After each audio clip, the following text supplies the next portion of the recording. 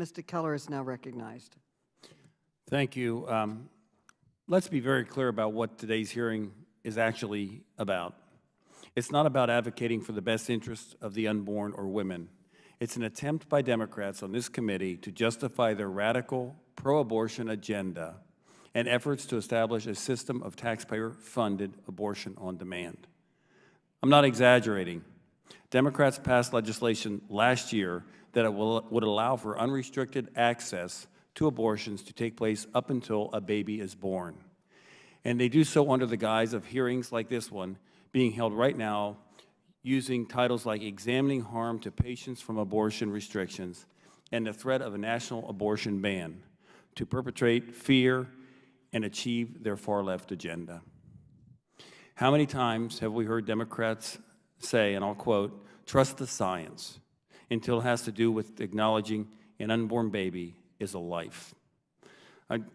I guess I've heard about health care, and I have to, Dr. Wubenhorst, if two lives go into a facility for medical care, and only one comes out, half the patients only come out, is that successful health care? Yes, sir. Thank you for your question. I would say that is not successful health care. Right, and that's what happens. You have two lives that go into this setting. They have what the Democrats are calling a medical procedure, and it is, but then only one life comes out. I don't call that success. And I don't think anybody, and it's not radical to defend life. That's in our founding documents: life, liberty, and the pursuit of happiness. You can't have liberty and pursue happiness if you're not born. You're not life. Dr. Wubenhorst, after conception, what can you tell us about the development of an unborn baby at, I'll say, some milestones? 10 weeks. I have a pin that says 10 weeks, a baby's feet is this big. What other milestones might you see for development of the baby after conception? Sure. So I think that there are a number of very important milestones, even beginning very early, post-fertilization. Post-fertilization, and actually at the time of fertilization, there's actually a zinc spark that's emitted, and we know that the question as to whether the embryo, the zygote, is human is simply reflected in the fact that this individual has human DNA. It came of human parents. He or she came of human parents.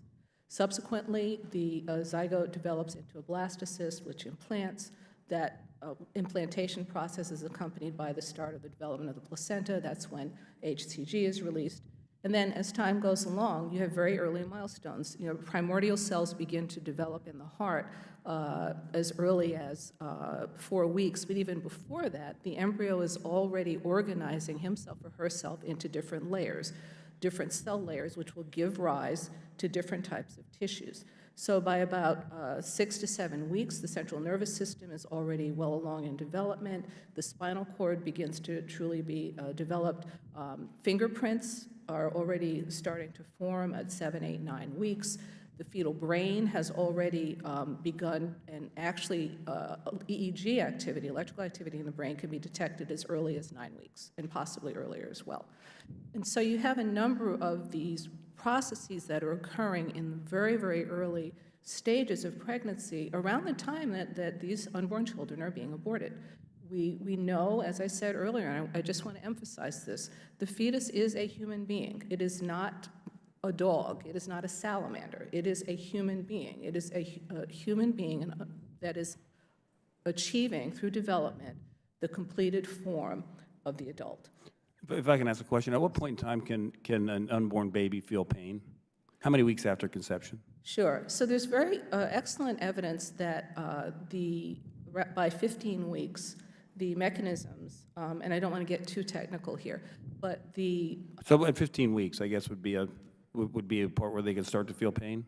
Say it again, sir? They could feel pain around 15 weeks? Yeah, there's very good evidence, because, again, pain is a subjective phenomenon, but there's very good evidence that the structures that can perceive pain are already in place. And this is recent research. People used to think that those structures weren't really in place until 24 weeks. But in fact, they are present earlier. The thalamus, the peripheral nervous system, and the early stages of the cortex, which is the I mean, we tend to evolve through our entire life, and it starts at conception. I remember when I was in 9th grade biology class, and I remember our biology teacher writing on the board, and it said sperm plus egg equals baby.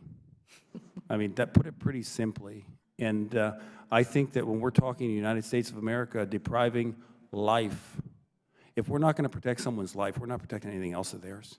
And I think it starts right here in what we recognize as life, and that begins at conception. Thank you, and I yield back. Thank you, sir. The gentlewoman.